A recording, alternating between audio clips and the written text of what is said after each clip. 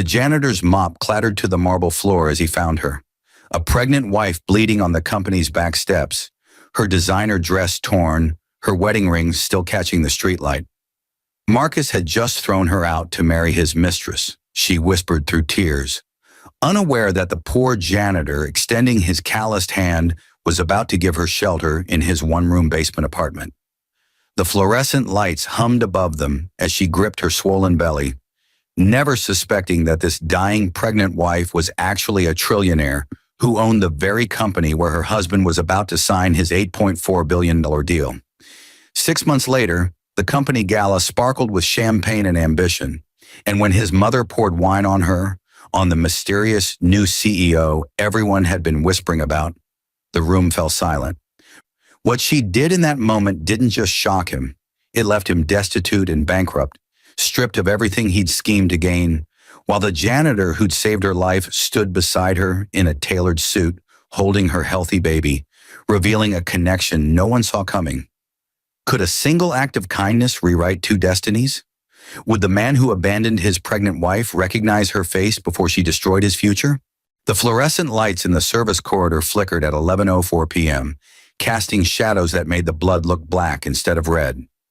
James Morrison had been mopping the executive floor of Quantum Industries for 7 years, his routine so ingrained he could navigate the building blindfolded. But tonight something pulled him toward the back exit earlier than usual. His mop bucket rattled as he pushed through the heavy steel door, and that's when he saw her. A woman collapsed against the concrete steps, her body curled protectively around her swollen belly, her breath coming in shallow gasps that formed small clouds in the October air. "Ma'am?" James dropped his mop with a clatter that echoed through the empty loading dock. His knees cracked as he knelt beside her, his weathered hands hovering uncertainly over her shoulder. She wore a dress that probably cost more than his monthly rent, the fabric torn at the shoulder, revealing a purple bruise blooming across her collarbone. Her wedding ring, a massive diamond that caught the security light, seemed to mock the desperation in her half-closed eyes. "Please," she whispered, her voice cracking. "He threw me out. My husband, he said I was worthless, said his mistress was already moved into our house. The baby's coming too early, I can feel it. Something's wrong, but I have nowhere." Her words dissolved into a sob that shook her entire frame. James had been trained by his mother, God rest her soul, that you helped people first and asked questions later, but his mind raced with practical concerns. The nearest hospital was 15 minutes by car, and he didn't own a car. His apartment was 3 blocks away, and it wasn't much, but it had walls and a roof and a bed. He could call Mrs. Patterson, the midwife from his church who delivered half the babies in the neighborhood. "Can you stand?" He slipped his arm under her shoulders, surprised by how light she felt despite her pregnancy. She couldn't be more than 5 months along, he thought, but her face was flushed with fever, her skin burning through the expensive fabric of her dress. She tried to rise and immediately crumpled, a gasp of pain escaping her lips. James didn't think. He simply scooped her into his arms the way he'd once carried his sister when she'd broken her ankle. Years ago when they were both young and the world seemed simpler. The woman's head lolled against his chest and he felt her tears soaking through his gray janitor's uniform. "I've got you," he said quietly, kicking his mop bucket aside and heading toward the street. "I've got you, and I'm not letting go." The walk to his apartment building felt endless, though it couldn't have been more than 8 minutes.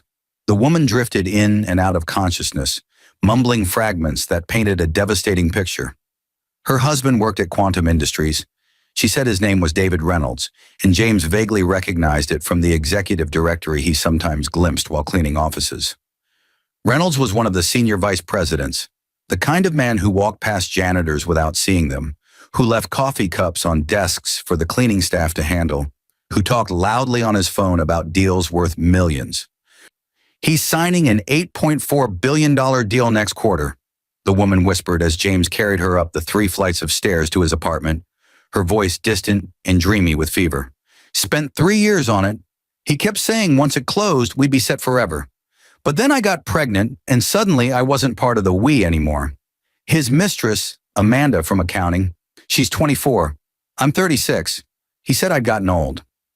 James felt anger burning in his chest, but he kept his voice gentle. You're not old. You're going to be fine.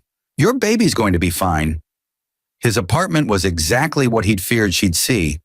A studio with peeling wallpaper, exposed pipes running across the ceiling, a hot plate instead of a stove, and a mattress on a frame he'd built himself from wooden pallets. The bathroom was barely big enough to turn around in, and the single window looked out onto a brick wall. But it was clean, because James kept everything clean, and it was warm, because he'd learned to coax heat from the ancient radiator. He laid her on his bed, the only bed, and covered her with his grandmother's quilt, the one possession he'd kept from his childhood. Her eyes fluttered open, focusing on him with sudden clarity that seemed to cut through the fever. Why are you helping me? She asked. You don't even know my name. James pulled the chair from his tiny table and sat beside the bed, already pulling out his phone to call Mrs. Patterson. My mama used to say that kindness doesn't need a reason, it just needs a moment. This is your moment, and mine. He paused, offering a small smile. But if it makes you feel better, you can tell me your name. She stared at him for a long moment, and something shifted in her expression. Something he couldn't quite read, like she was making a decision that would change everything. Elena, she finally said. My name is Elena. What James didn't know, what Elena had decided not to tell him, was that her last name wasn't Reynolds anymore. Hadn't been legally for 3 years since she'd quietly reclaimed her maiden name after discovering David's first affair. Her full name was Elena Ashford, and the Ashford family didn't just work at Quantum Industries. They owned it. Every floor James mopped, every office he cleaned, every executive who ignored him, they all ultimately answered to the woman now lying fevered in his bed, clutching her belly while her baby fought to survive. And the $8.4 billion deal David Reynolds was so proud of? It required final approval from the majority shareholder, whose signature nobody had ever seen because she preferred to remain anonymous, conducting business through lawyers and proxies, living quietly in a marriage she'd thought was real until it shattered. That majority shareholder was currently soaking James Morrison's pillow with tears, holding the hand of a janitor who'd shown her more genuine care in 10 minutes than her husband had shown her in 10 years. Mrs. Patterson arrived within 20 minutes, her medical bag clutched in wrinkled hands that had guided hundreds of babies into the world. But her face was grave as she examined Elena under the dim light of James's apartment. The fever was dangerously high, the baby's position was wrong, and there were signs of preeclampsia that could kill both mother and child if left untreated. She pulled James aside while Elena drifted in fevered sleep, her voice dropping to a whisper that carried the weight of bad news. She needs a hospital, James. This is beyond what I can do here. Mrs. Patterson's eyes were sympathetic but firm.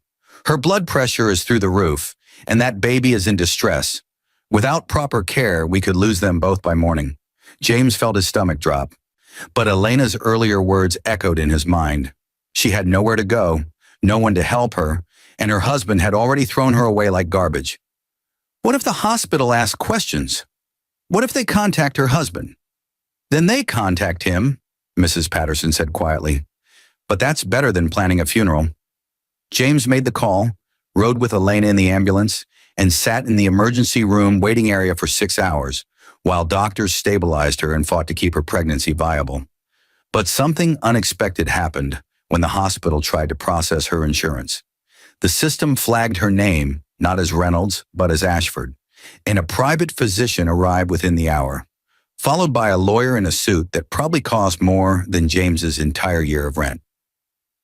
The lawyer took one look at James in his janitor's uniform and tried to dismiss him, tried to have him removed from the waiting room, but Elena, barely conscious and hooked to IVs, had grabbed the lawyer's wrist with surprising strength. He stays, she'd whispered. He's the only one who stays. 3 days in the hospital became a week, and the week became a turning point. Elena's fever broke, her blood pressure stabilized, and the doctors managed to stop the early labor. But the pregnancy remained high risk, and she needed complete bed rest for the next several months. The lawyer, a man named Gregory Chen, who spoke in clipped, efficient sentences, explained that Elena had options: a private estate, a medical facility, a dozen properties where she could recover in luxury. But Elena looked past him to where James sat in the corner. still wearing his janitor's uniform because he'd come straight from work every day to visit her. I want to stay with him, Elena said, her voice stronger now but still carrying an edge of vulnerability. If he'll have me, James had stammered, completely confused, saying his apartment wasn't suitable for recovery, wasn't suitable for anyone, really. But Elena's eyes held something he recognized from his own mirror. The desperate need to be somewhere real, somewhere without pretense, somewhere safe. Gregory Chen looked like he'd swallowed something sour, but he made it happen in the way that people with unlimited resources make things happen. Within 48 hours, James's apartment building had been quietly purchased by a shell corporation. His unit had been combined with the two adjacent units, and contractors had transformed the space into something livable while maintaining its humble appearance from the outside. She wants authenticity, Gregory had explained to James while they stood in the newly renovated space that somehow still felt like his apartment, just bigger and safer. She spent 15 years living in mansions with a man who saw her as a trophy. You saw her as a person who needed help. That's worth more than you understand. The months that followed created a rhythm that neither James nor Elena expected. He continued working his janitorial job, insisted on it actually, because it kept him grounded and gave him purpose, leaving at 10 p.m. and returning at 6 a.m. to find Elena awake, reading or sketching, or simply sitting by the window watching the sunrise. They'd have breakfast together, simple meals that James cooked on the new stove that looked old but worked perfectly, and they'd talk about everything except the obvious questions hovering between them. She never mentioned that she owned Quantum Industries, and he never asked why lawyers and doctors appeared whenever she needed them, why her friend, Gregory, could make problems disappear with a phone call, why her medical bills never seemed to require payment. Instead, they talked about James's mother, who'd raised him alone after his father died in a construction accident, about Elena's father, who'd built a technology empire from nothing and taught her that money was a tool but character was a legacy. My father used to say that you discover who someone really is when they have nothing to gain from you, Elena said one morning in her 4th month of staying with James, her hand resting on her belly where the baby had finally started moving regularly. David saw me as an acquisition, a beautiful wife for business dinners, someone to photograph well in company newsletters. When I got pregnant and couldn't fit that role anymore, I became disposable. James set down his coffee cup, his weathered hands wrapping around the ceramic for warmth. His loss, he said simply, and maybe this baby's gain, because now they'll have a mother who knows her worth. Something shifted in Elena's expression, and she reached across the small table to take his hand. Her touch was warm, and her eyes held a clarity that made his breath catch.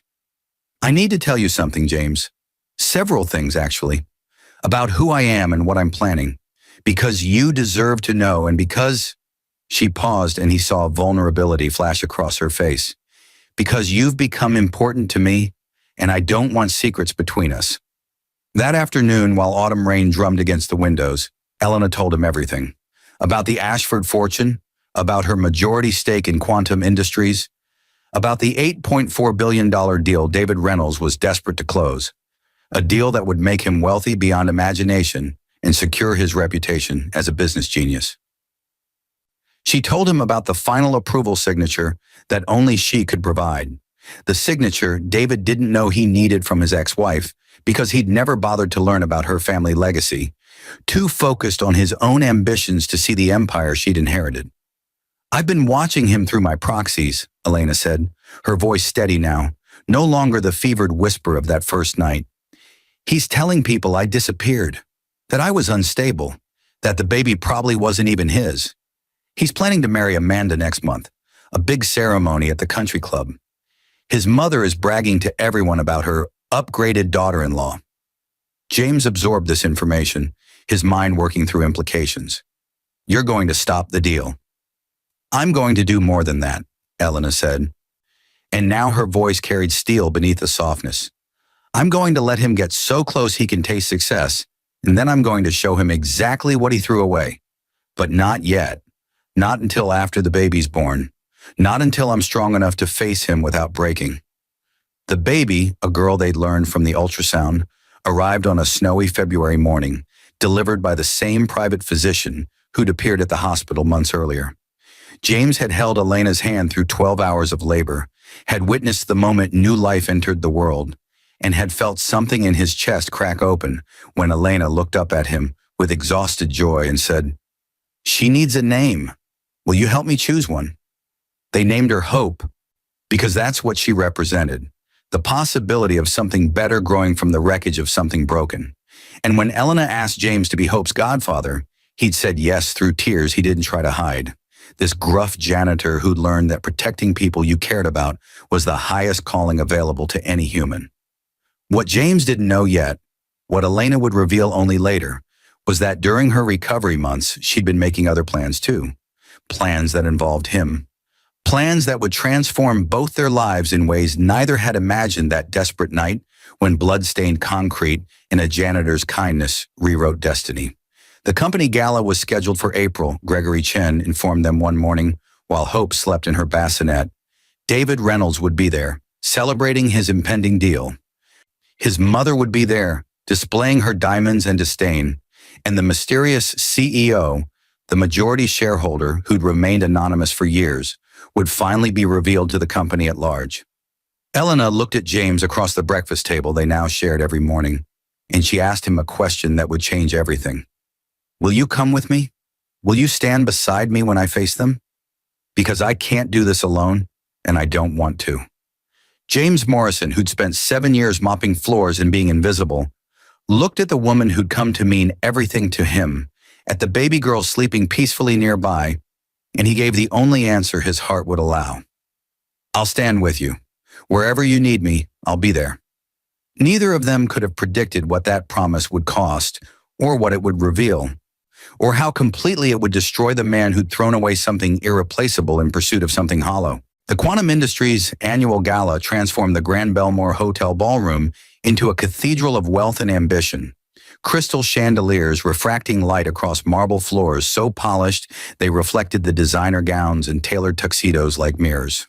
David Reynolds stood near the bar, his hand resting possessively on Amanda's lower back, her youth and beauty drawing envious glances from colleagues who'd watched his rapid rise through the company ranks. His custom Tom Ford tuxedo fit perfectly across shoulders that had broadened from twice-weekly sessions with a personal trainer, and his smile was practiced and confident as executives congratulated him on the impending deal that would cement his legacy. $8.4 billion, he repeated to anyone who'd listen, his voice carrying across the champagne-fueled conversations.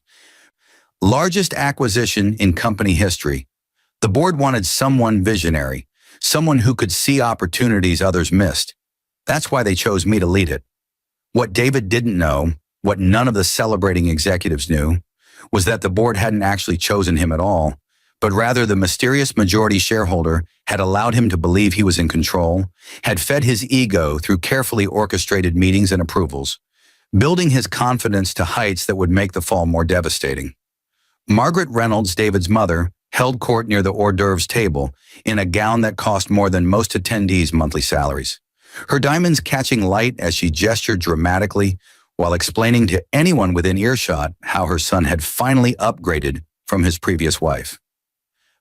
Elena was always too bookish, too serious, Margaret announced to a circle of women who nodded politely while scanning the room for more important conversations. Amanda understands that a man like David needs a partner who enhances his image, not someone who hides in libraries reading philosophy. And between us, she dropped her voice to a stage whisper that carried perfectly, I never believed that baby was actually his. Elena probably ran off with some. Ladies and gentlemen, the event coordinator's voice cut through the ballroom chatter, amplified by speakers that made silverware tremble against china. Please direct your attention to the stage. Our CEO will be making a special announcement this evening. The crowd shifted, champagne glasses pausing mid-sip, conversations dying into expectant silence. The stage remained empty for a long moment, a calculated pause that Gregory Chen had insisted upon, letting anticipation build. And then a figure emerged from the wings in an elegant emerald gown that seemed to capture and hold light. Her dark hair was swept up to reveal a face that several people in the crowd vaguely recognized but couldn't quite place. her bearing regal but somehow also accessible. And on her arm walked a man in a perfectly tailored tuxedo whose face was completely unknown to the executives, but whose weathered hands and genuine smile suggested someone unaccustomed to such formal settings. Elena Ashford stepped to the microphone with James Morrison beside her, and the ballroom's confusion was palpable, whispers rippling through the crowd like wind through wheat. Near the bar, David Reynolds' champagne glass froze halfway to his lips, his brain struggling to process what his eyes were seeing, because that woman on stage looked impossibly like Elena. But that couldn't be right. Elena had disappeared months ago. Elena was probably dead or destitute, or exactly where she deserved to be for failing to appreciate everything he'd given her. "Good evening." Elena's voice was steady and clear, amplified across the ballroom with an authority that silenced even the most persistent whispers. "For those who don't know me, my name is Elena Ashford. I am the majority shareholder of Quantum Industries, a position I inherited from my father, Thomas Ashford, who founded this company 40 years ago with the belief that technology should serve humanity, not exploit it." The ballroom erupted in confused murmurs, executives pulling out phones to verify information, but Margaret Reynolds' reaction cut through the noise like a knife. She pushed through the crowd toward the stage, her face flushed with champagne and indignation, her voice shrill with disbelief. "This is absurd!" Margaret's diamonds swung wildly as she gestured. "You're claiming to be David's pathetic ex-wife? The one who abandoned her marriage? You have no right to be here. No right to interrupt this celebration with your delusions of—" She reached the stage faster than security could intercept, grabbed a glass of red wine from a passing server's tray, and in a moment of pure theatrical rage, threw the entire contents directly into Elena's face. The wine splashed across Elena's elegant gown like blood, droplets spattering the polished stage. And for 3 heartbeats, the ballroom existed in perfect, frozen silence. The kind of silence that precedes earthquakes or revelations or the complete destruction of carefully constructed lies. Elena didn't flinch, didn't gasp, didn't move to wipe the wine from her face. She simply stood there, letting the crimson liquid drip from her chin onto her dress. And then she smiled, not with anger or vindication, but with something far more terrifying: complete, calm control. James stepped forward with a handkerchief, gently dabbing the wine from her face, his presence beside her a statement that needed no words.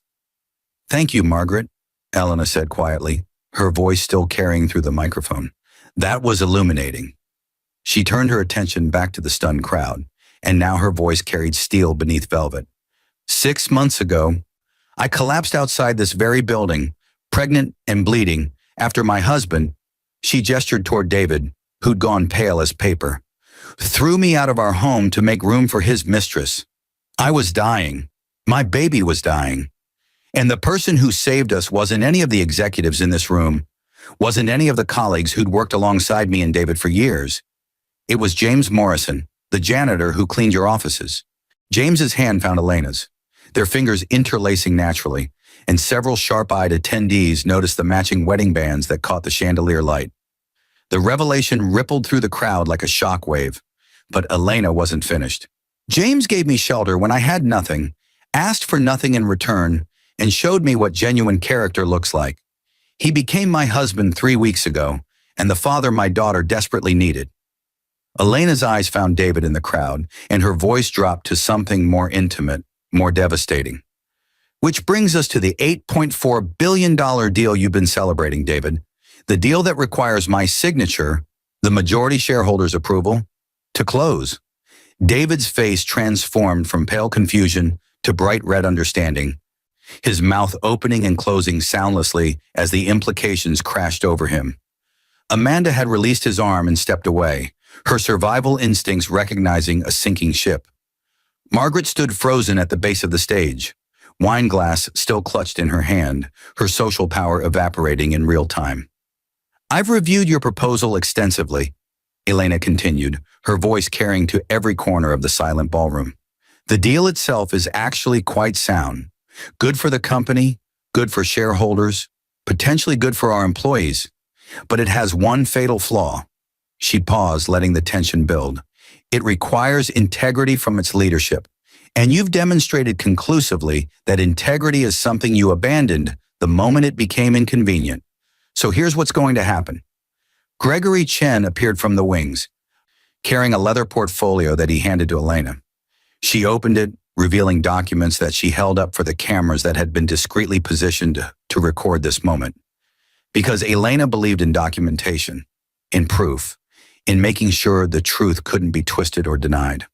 "I'm dissolving your position, effective immediately," Elena said, her words dropping like guillotine blades.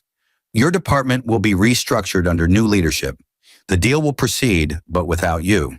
Your profit participation, the millions you were expecting, will be redistributed to the company's charitable foundation." She pulled out another document. "I'm also exercising a clause in the company's ethics policy that you clearly never bothered to read. Executives who engage in extramarital affairs with subordinates create liability for the company. Amanda will be transferred to a different division with no connection to you, and you'll be prohibited from contacting her under threat of immediate termination." David found his voice, though it came out as a strangled croak. "You can't do this. I have contracts. You have nothing," Elena said simply. "Your employment contract contains a morality clause that you violated. Your prenuptial agreement, the one you insisted I sign when we married, stipulates that abandonment of a pregnant spouse forfeits all claims to marital assets. And the house you threw me out of? That was always mine, David. My father's wedding gift to me, titled in my name only. You've been living in my property, sleeping with your mistress in my bed, and somehow believing you were the one with power." The crowd had pressed closer now, phones out and recording, because this was the kind of corporate drama that would dominate industry news for months. Gregory Chen stepped forward with additional documents, his efficient voice cutting through the shocked murmurs. "Mr. Reynolds will also find that several professional certifications he claimed on his resume were falsified, which constitutes fraud. We forwarded this information to the relevant licensing boards. Additionally, 3 former colleagues have come forward with complaints about hostile work environment behaviors that were previously overlooked due to his performance. Those complaints are now being formally investigated." David's carefully constructed world was collapsing in real time, each revelation stripping away another layer of the success story he'd sold to everyone, including himself. Margaret rushed forward, grabbing her son's arm, her voice shrill with desperate defiance. "You can't destroy him over one mistake. He's brilliant. He's accomplished. He's bankrupt," Elena said quietly. "Financially, professionally, and morally. And you, Margaret, just assaulted the majority shareholder in front of 200 witnesses and multiple cameras. I could press charges, but honestly, watching you realize that the pathetic ex-wife you spent months mocking actually controls everything your son aspired to, that's punishment enough." Elena turned back to the crowd, her hand still clasped in James's, and her voice softened slightly. "This company was built on the principle that innovation serves humanity. That means treating people, all people, with dignity and respect. The janitor mopping your floors has as much inherent worth as any executive in this room. Maybe more, because he knows how to see another human being in crisis and respond with compassion instead of calculation." She nodded to Gregory, who pressed a button on his tablet. The massive screens flanking the stage lit up with a single image. Hope, Elena's daughter, sleeping peacefully in her bassinet, her tiny hand curled into a fist. "This is why it matters," Elena said, her voice thick with emotion for the first time. "Because she's going to grow up in a world we create.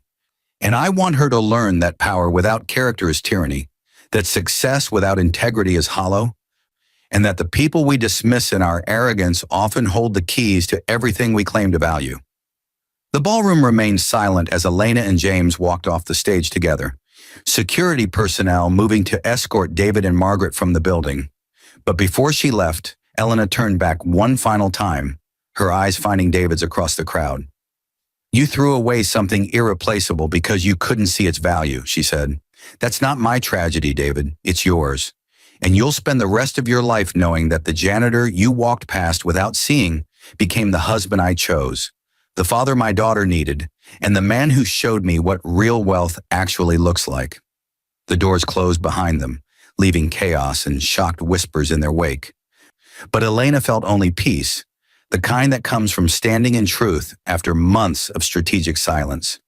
James squeezed her hand and she squeezed back, both of them ready to leave this world of champagne and pretense behind and return to the life they'd built together. The life where authenticity mattered more than appearances and where love was measured by actions instead of acquisitions. 3 months after the gala, James Morrison sat in an office that still felt surreal. Mahogany desk, floor-to-ceiling windows overlooking the city, his name engraved on a plaque that read, James Morrison, Director of Human Dignity Initiatives. Elena had created the position specifically for him, arguing that someone who understood what it meant to be invisible in a corporate environment was exactly the person who should ensure no employee ever felt that way again. He'd resisted at first, insisting he was just a janitor, but she looked at him with those eyes that had learned to see past surfaces and said, "You were never just anything, James. You just worked in a world that refused to look closely enough to notice." The view from his office showed Quantum Industries' main plaza, where a bronze statue had been installed last month. A figure of a man holding a mop in one hand and extending the other hand in help. The plaque beneath reading, "In recognition that dignity belongs to every person, and greatness often arrives in uniforms we're trained to ignore." Elena had unveiled it during a company-wide meeting where she'd announced new initiatives: living wages for all contract workers, full benefits for janitorial and maintenance staff, and a mentorship program connecting executives with employees from every level of the organization. James's phone buzzed with a text from Elena. "Hope just said Dada, and I'm not sure if she means you or if she's just making sounds, but I'm counting it as a win. Come home soon?" He smiled, typing back a quick response. But his attention was pulled to his computer screen where an email notification appeared. A news alert he'd subscribed to months ago, unable to look away from the train wreck that had become David Reynolds' life. The headline read, "Former Quantum VP David Reynolds files for bankruptcy. Third business venture collapses." James clicked through, skimming the article that detailed how David had tried to launch a consulting firm after his termination. But potential clients had Googled his name and found the gala footage that had gone viral. 17 million views and counting. His second attempt, a tech startup funded by former business school connections, had imploded when investors discovered his falsified credentials. The third venture, a desperate partnership with Amanda, who'd also lost her position, had collapsed under the weight of their combined reputations and the fact that neither actually possessed the skills they'd spent years claiming to have. Margaret Reynolds had fared no better, the article noted. Her assault on Elena Ashford had resulted in criminal charges that she'd pleaded down to community service. But her social standing had evaporated completely. Country club memberships revoked, charity boards requesting her resignation, former friends suddenly unavailable for lunch dates. The last James had heard, she'd moved to Florida to live with a cousin, far from the city where her humiliation had been so public and so absolute. But what struck James most wasn't the schadenfreude of watching bad people face consequences, though he'd be lying if he said there wasn't some satisfaction in cosmic justice. It was the realization that their destruction had been entirely self-inflicted. Elena hadn't fabricated crimes or planted false evidence. She'd simply removed the protections that had allowed them to escape accountability for their actual behaviors, let the truth speak for itself, and watched as their house of cards collapsed under the weight of its own hollow foundation. A knock on his office door pulled James from his thoughts. Gregory Chen entered, carrying the leather portfolio that seemed to be permanently attached to his hand, but his usually stern expression had softened into something approaching warmth. "Mrs. Ashford Morrison asked me to deliver these," Gregory said, placing a stack of documents on James's desk. "Adoption papers. She wants to make it official. You as Hope's legal father. She said to tell you there's no pressure, but that Hope deserves to have her heroism legally recognized."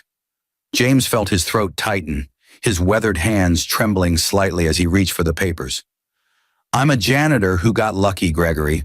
I'm not sure I qualify as a hero." Gregory Chen, who rarely showed emotion beyond professional courtesy, allowed himself a small smile.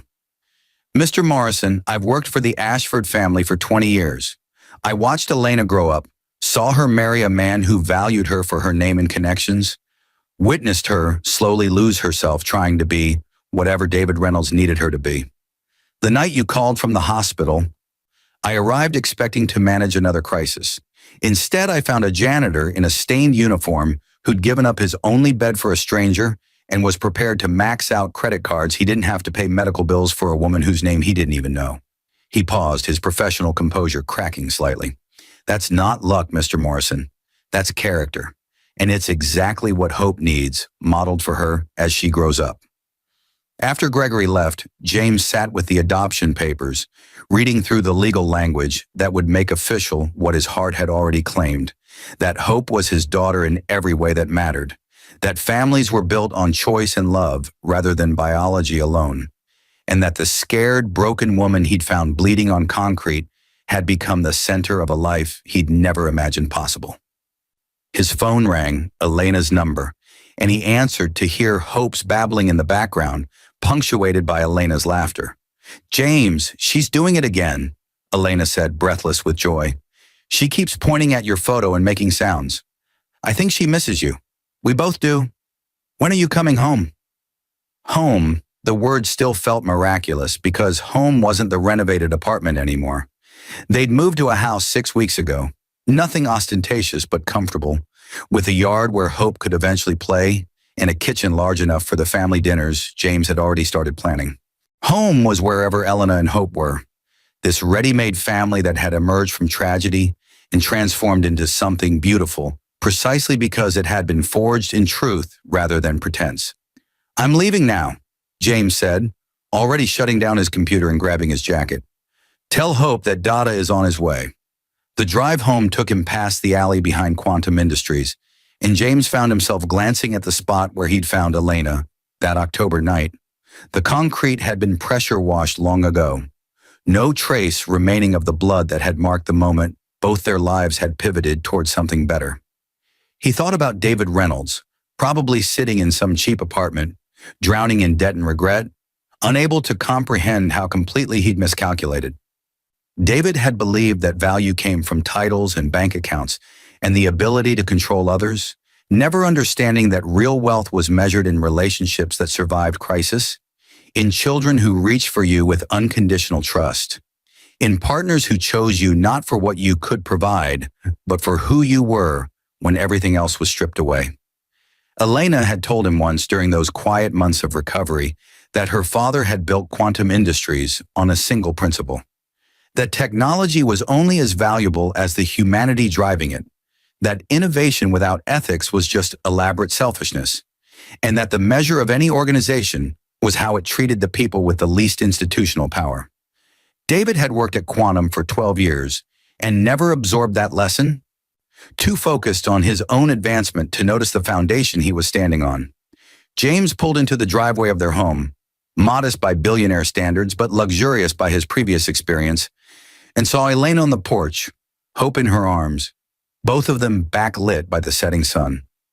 Hope's face split into a gummy smile when she saw him, her arms reaching out with the absolute certainty that he would catch her, would always catch her, would never let her fall.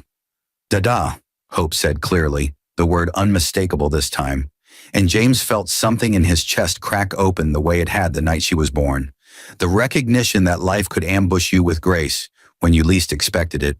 That kindness paid forward in desperate moments could compound into joy you never saw coming. Elena kissed him as he climbed the porch steps, Hope between them creating a bridge of tiny hands and infectious giggles. "How was work?" Elena asked, and James recognized the question for what it was. Not small talk, but genuine interest, because they'd built a relationship where both partners mattered equally, where neither was diminished for the other to shine. "Productive," James said. "Gregory brought the adoption papers. I'd like to sign them tonight, if that's okay." Elena's eyes filled with tears, the good kind, and she nodded. "More than okay. Perfect." She paused, studying his face with the attention she'd learned during those months of recovery. "Did you see the news about David?" James nodded slowly. "Third bankruptcy. I should probably feel worse about it than I do." "You feel exactly what you should feel," Elena said gently. "Relief that justice exists. sadness that he chose the path he did, and gratitude that his choices led you to us. She shifted Hope to her hip, her free hand finding James's. He had every opportunity to choose differently, to value what he had, to treat people with dignity, to build something real instead of something impressive. He chose appearances over substance, and that choice had consequences. That's not cruelty. That's cause and effect. They went inside together, this unlikely family assembled from broken pieces that had somehow fit together better than anything manufactured from pristine parts ever could. James signed the adoption papers at the kitchen table, while Elena heated dinner and Hope played with blocks on the floor, creating towers that she'd knock down with delighted shrieks. The legal language made official what reality had already confirmed, that love was a choice, that fathers were made in moments of showing up rather than biology, and that the most valuable inheritance any child could receive was the model of parents who'd learned that character mattered more than credentials. Later, after Hope had been put to bed and the house had settled into comfortable quiet, James and Elena sat on their back porch watching stars emerge in the darkening sky. Elena's head rested on his shoulder, and her voice was soft when she spoke. "Do you ever regret it? The simplicity of before? You had a quiet life, uncomplicated, and then I crashed into it with all this drama and baggage and—" James cut her off with a kiss, then pulled back to look at her directly. "Elena, before you, I had a simple life. But simple isn't the same as full. I had routines, I had survival, I had a good heart that didn't have anyone specific to love. You gave me purpose beyond just existing. You gave me a family. You gave me the chance to be someone's hero. And in doing that, you made me more fully myself than I'd ever been." He paused, choosing his words carefully. "David's biggest mistake wasn't throwing you out. It was never learning to see you, really see you, in the first place. I get to see you every day. That's not a complication. That's a gift." Elena wiped tears from her cheeks, smiling through them. "My father used to say that the measure of a person's wealth was how many people would stand beside them if everything else was taken away. David learned that lesson the hard way. When everything was stripped from him, he found himself completely alone. But you, James, you had nothing that night you found me, and you gave it anyway. That's the kind of wealth that compounds. That's the inheritance I want Hope to receive." They sat in comfortable silence, two people who'd found each other in desperation and built something lasting from the wreckage, proving that sometimes the best love stories don't start with fireworks and grand gestures. They start with a janitor dropping his mop and a dying woman whispering please. And from that moment of pure humanity, everything else follows. Not despite the difficulty, but because of it, because anything worth having is worth fighting for. And the greatest fights are the ones where you stand beside someone and say, "I'm here and I'm not leaving, no matter what comes." Inside the house, Hope stirred in her crib, and both parents moved instinctively toward her room, their steps synchronized by months of shared parenting. They stood together in the doorway, watching their daughter sleep with the abandon that only children possess, the certainty that someone would catch them if they fell. "She's going to grow up knowing her worth," Elena whispered, "not because of money or status, but because she'll see how her father treats people, all people, with dignity.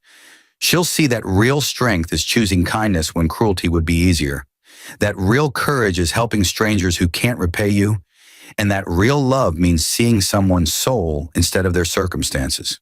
James wrapped his arm around Elena's waist, and they stood there together, this family built from catastrophe and compassion, proving that the universe occasionally orchestrates perfect justice, not through vengeance or violence, but through the simple mathematics of character, where what you give away returns multiplied, and what you hoard eventually crumbles into dust. Somewhere across the city, David Reynolds sat in his studio apartment, alone with his regrets and his bankruptcy papers, finally understanding that he traded something irreplaceable for something worthless, and that no amount of success could fill the void left by squandered love.